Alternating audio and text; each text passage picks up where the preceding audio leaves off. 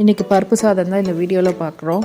பருப்பு சாதம் செய்கிறதுக்கு எல்லா வெஜிடபிள்ஸும் நீங்கள் கட் பண்ணிவிட்டு அரிசி 1 கப்பு அரிசினா 3/4 கப்பு துவரம்பருப்பு, 1/4 கப்பு பாசிப்பருப்பு, அப்புறம் எல்லா காயும் போட்டுட்டு நான் பச்சை பட்டாணி இல்லாததுனால நான் நிலக்கடலை சேர்த்துனேன். அது இன்னும் நல்லா டேஸ்ட்டு கொடுக்கும். நல்லா தண்ணியை வச்சுட்டு அதுக்கப்புறம் உப்பு மசாலா எல்லாம் போட்டுட்டு நீங்கள் நல்லா ஒரு 3 விசில் கொஞ்சம் தண்ணி சேர்த்து வச்சுக்கோங்க. அதுக்கப்புறம் நான் மாடிக்கு போய் எல்லா துணியெல்லாம் கொஞ்சம் காய வச்சுட்டு விசில் எடுத்துகிட்டு நல்லா நீங்கள் குழையா இல்லைனாலும் நீங்கள் கொஞ்சோண்டு ஹாட் வாட்டர் வச்சு குழைய வச்சு எடுத்துக்கலாம். அதுக்கப்புறம் தாளிப்பு கொடுத்துக்கோங்க.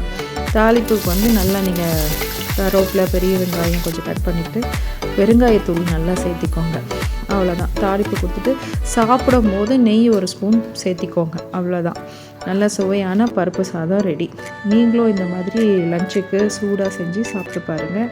இந்த வீடியோ உங்களுக்கு பிடிச்சிருந்துச்சுன்னா லைக் பண்ணுங்கள், ஷேர் பண்ணுங்கள், சப்ஸ்கிரைப் பண்ணுங்கள், சப்போர்ட் பண்ணுங்கள். தேங்க்யூ.